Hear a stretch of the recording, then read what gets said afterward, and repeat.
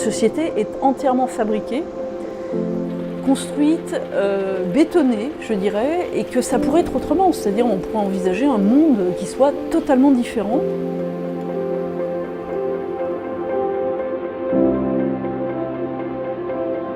Arrêtons de faire des enfants. Arrêtons de faire des enfants et réfléchissons. Quelle société nous voulons et pourquoi nous en avons. Faisons la grève des ventres. Arrêtons, réfléchissons d'abord.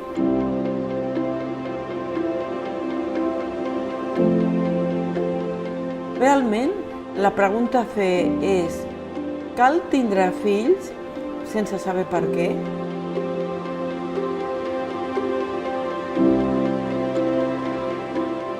Avoir un enfant implique tellement de facteurs d'inconscient très forts, de pression extérieure, de la façon dont on a été élevé, que c'est très difficile de trouver que c'est vraiment une décision libre. Pensamos que ha sido una decisión totalmente libre, pero detrás hay muchísimo peso y mucha presión social que no nos la planteamos, pero que está ahí detrás, ¿no?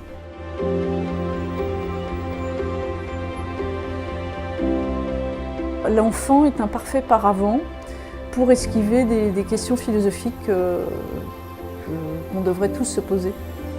Je crois que le fait d'avoir des enfants nous empêche de nous poser des vraies questions sur le sens de nos vies, puisqu'on doit s'occuper de quelqu'un pendant une vingtaine d'années, donc c'est évidemment très lourd et ça nous permet de ne pas penser à la vraie question, c'est-à-dire qu'est-ce que je fais sur Terre, à quoi sert ma vie, et qu'est-ce que je pourrais faire d'intéressant ou d'amusant.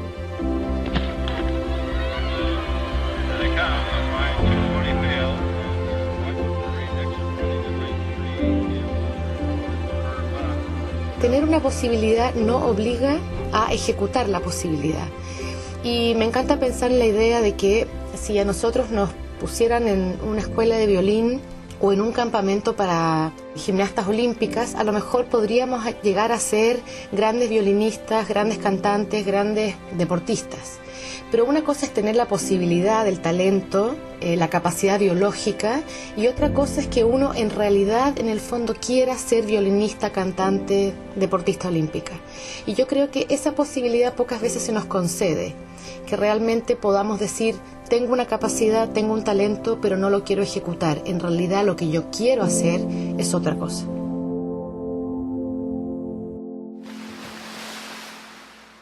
We don't want to talk about the possibilities that women may not be mothers and will not regret it. We just talk about this one road that is divided to two. Women who will not be mothers will surely regret. Mothers never regret. And in this book, I'm trying to sketch more complex roadmaps of flesh and blood lives of women. We exist, all of us.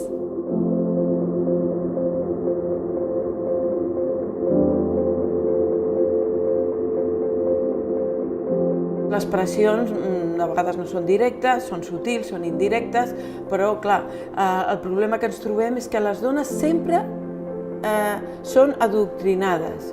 Sempre hi ha algú que es creu que està en una instància superior i que els hi ha de dir el que han de fer, amb el sentit que sigui. O que han de ser mares, o com han de ser-ho, o si no volen ser, llavors qüestionar el per què no. Jo diria, ja n'hi ha prou de tot això, que deixin en pau a les dones perquè puguin escollir el que els hi vagi bé, no?